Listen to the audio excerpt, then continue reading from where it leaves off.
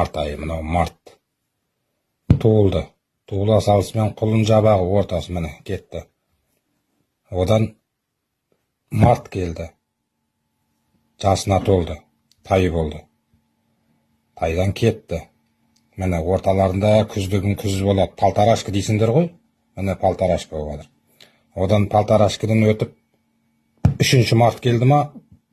Ол уже құнан міне. 3 мартта құнан болады. Мына 1 мартта туылды. 2 мартта тай шықты. 3 мартта құнан шығады. 4 мартта дөнен шығады.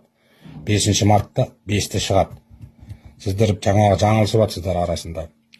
Міне туылды, құлын, тай, палтарашка дейсіздер ғой. Палтарашка деген кейін шықты ғой.